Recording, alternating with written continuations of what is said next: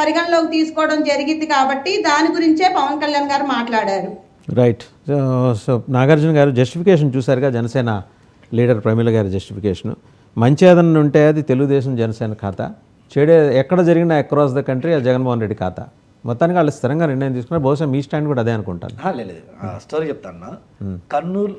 Kurnool ultra mega solar park అని చెప్పేసి మీ దగ్గరికి వచ్చే ముందు మీరు నాకు టాపిక్ పంపిస్తే నేను గూగుల్లో కానీ వికీపీడియాలో మొత్తం చూశాను అన్న. అక్కడ 2017లో నారా చంద్రబాబు నాయుడు గారు ఈ పార్క్ను స్టార్ట్ చేశారని, ఇనాగ్రేట్ చేశారని చెప్పి అక్కడ రాశారు మొత్తం. ఇక్కడికి వచ్చిన తర్వాత మళ్ళీ ఒక్కసారి ఆ డేట్స్ చూద్దామని చెప్పి నేను ఓపెన్ చేశాను అన్న. లిటరల్లీ అందరు చూడాలి. ఇప్పుడు ఏంటంటే just 1 hour ago Nara Chandrababu Naidu గారి పేరు తీసేసి ఆడ జగన్మోహన్ రెడ్డి గారి పేరు యాడ్ చేశారన్న. జస్ట్ 1 hour క్రితం వికీపీడియాలో జస్ట్ 1 hour. జగన్మోహన్ రెడ్డి వికీపీడియాను కూడా మేనేజ్ చేస్తున్నాడా? అదే అంటే ఇది ఎయిట్ చేయొచ్చు అన్న. సో 1 hour క్రితం మార్చాలి. మీకు కింద చూస్తే ఇది ఒకసారి చూడండి. అదేలేండి, లాస్ట్ ఎడిట్ టైం ఉంటుంది చూడండి. జస్ట్ 1 hour ago నేను వచ్చే గ్యాప్ లో వీళ్ళు మార్చేశారు.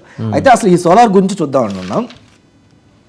ఈ సోలార్ ఎనర్జీ చరిత్ర ఏంటంటే ఇందిరాగాంధీ ప్రైమ్ మినిస్టర్గా ఉన్నప్పుడు సో మనం గనక ఈ కోల్ గనక వాడుతూ ఉంటే ఫ్యూచర్ మొత్తం పొల్యూట్ అయింది. ఇప్పుడైతే వాడవచ్చు, ఎలాగైనా సార్ ఫ్యూచర్లో ఈ కోల్ కాకుండా వేరే ఎనర్జీ మనం యూజ్ చేయాలి, పవర్ సెక్టర్ యూజ్ చేయాలని చెప్పి అప్పుడు మేడం గారు ఏం చేశారంటే నాన్ కన్వర్షనబుల్ ఎనర్జీ అని చెప్పి ఒక డిపార్ట్మెంట్ క్రియేట్ చేసిందన్న.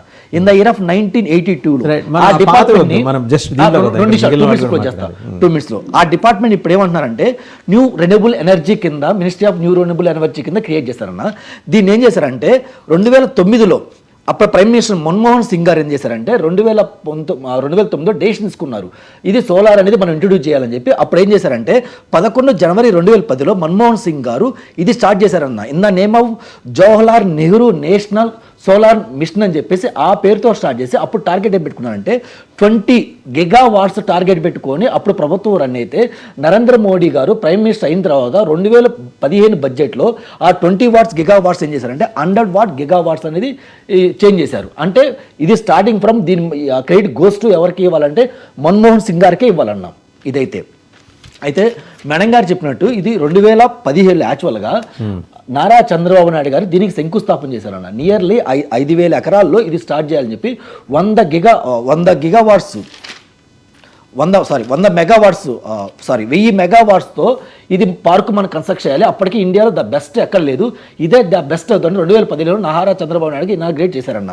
అందులో ఏం చేశారంటే సాఫ్ట్ బ్యాంక్ ఎంత ఇచ్చారంటే 350 మెగావాట్స్ కన్వర్ట్ చేసి అంత ల్యాండ్ వాళ్ళకి ఇచ్చారు. ఆ తర్వాత గ్రీన్ కోకి అసలు అప్పటికి ఇవ్వాల. గ్రీన్ కో అనేది అప్పటి వరకు పిక్చర్లో లేదు.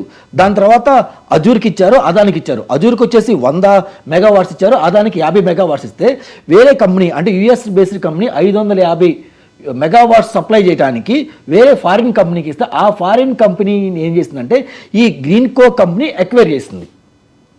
ఎక్వైర్ చేసిన తర్వాత ఈ గవర్నమెంట్ మారిన తర్వాత ఏం జరిగిందంటే మీరు అన్నట్టే వైసీపీ గవర్నమెంట్ వచ్చింది. వైసీపీ గవర్నమెంట్ జరిగిన చరిత్ర అనేది.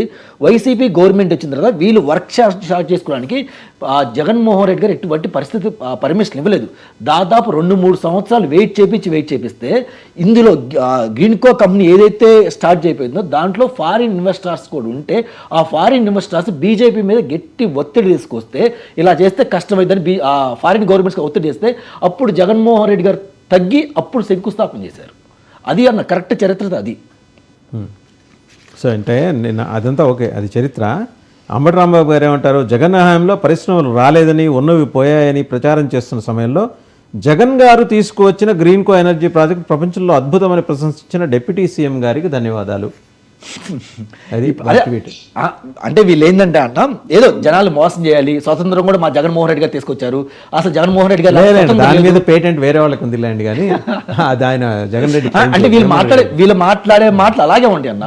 చరిత్ర చూస్తే అసలు వీళ్ళకి గ్రీన్ కోకి సంబంధం లేదు. మహాత్మా గాంధీ నెల్సన్ మండేలాతో కలిసి పోరాటం చేసిన వాళ్ళు వేరే వాళ్ళు ఉన్నారు, కానీ అది 2017లోనే ఇది గిగో ఏదైతే కంపెనీ ఉందో ఆ కంపెనీ ఇన్వెస్ట్మెంట్స్ వస్తే దానికి జగన్మోహన్ రెడ్డి గారికి ఏం సంబంధం అన్నా.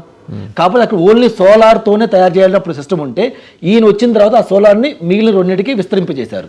అది చరిత్ర. అది తెలియకుండా ఆయన వచ్చి మేము శంకుస్థాపన, అసలు మీ దగ్గర విజువల్స్ ఉంటే ఆ శంకుస్థాపన రోజు జరిగిన విజువల్స్ ఒక్కసారి ప్లే చేయమని చెప్పనన్నా. ఆ శంకుస్థాపన జరిగిన రోజు సభ మీద జగన్మోహన్ రెడ్డి గారు వాళ్ళ క్యాబినెట్ కొంతమంది మంత్రులు ఎమ్మెల్యే ఎంపీలు ఉన్నారు. కనీసం ఒక్కల ఫేసులు నవ్వులేదు. అందరు ఏడుపు మొహంతో ఉన్నారు. మరి సరే ఒకళ్ళు ఇద్దరు ఏడుపు మొహంతో ఉన్నారు, అందరు ఎందుకు ఏడుపు మొహంతో ఉన్నారు? ఎందుకని జగన్మోహన్ రెడ్డి గారు వాళ్ళు ఏంటో ఐకమత్యంగా ఉంటారు. అది అదే ఆ ఏడుపు మొహం కూడా ఐకమత్యంగా ఉంటారు. చిన్నపరెడ్డి గారి దగ్గరికి వెళ్దాం ఒకసారి. చిన్నపరెడ్డి గారు ఇదండి మొత్తానికి రోజా గారు కొన్న బెంజ్ కారు కదా, అలాగే జగన్మోహన్ రెడ్డి గారు ప్రారంభించిన గ్రీన్ కో, ఈ రెండిటి నిజాలు ఒకళ్ళొక్కళ్ళుగా ఇప్పేస్తున్నారు.